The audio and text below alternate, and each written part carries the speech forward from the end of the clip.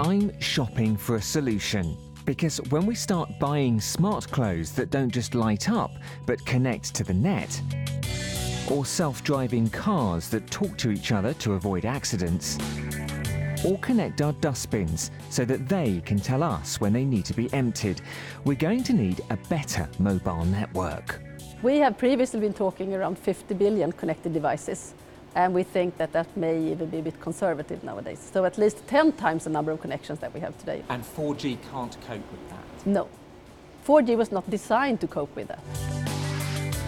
In 5 years, Ericsson Research reckons our thirst for mobile data will multiply tenfold.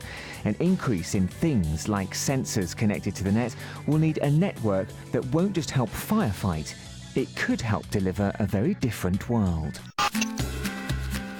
This is not a shopping trolley. It's the world's first 5G mobile device, with indicators.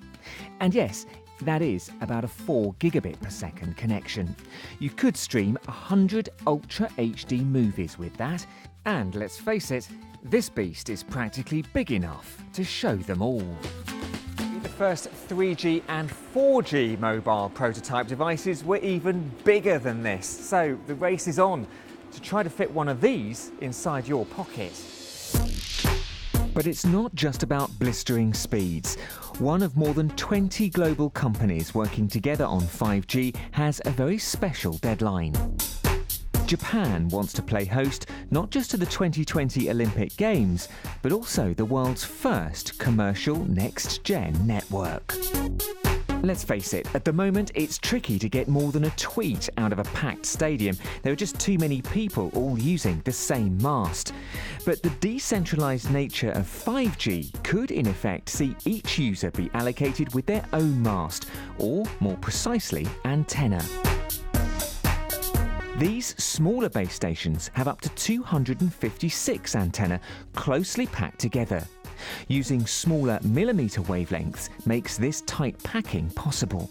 And they're operating at super high frequencies, 10 times higher than our handsets today, resulting in those blistering data speeds.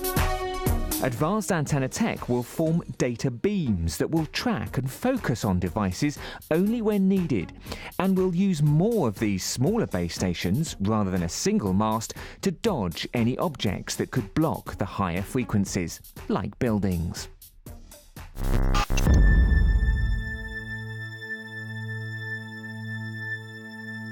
This is the world's first chamber set up to test the new high-frequency, high-speed data technology.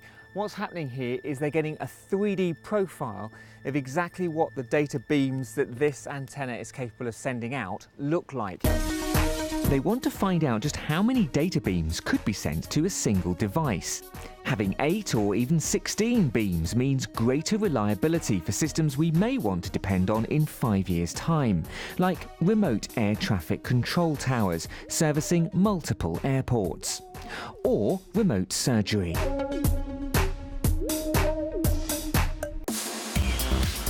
Of course, security and safety of this system will need to be tied down, as will its sustainability. But that's why these researchers are busy, trying to find the perfect solution for a mobile network that will work in 5 years' time. And one thing's for sure, this won't be the future. Can you hear me? Hello? Dan, is that you? Dan? Hello, Dan? Hello? Line to the future's quite bad at the moment. Anyway.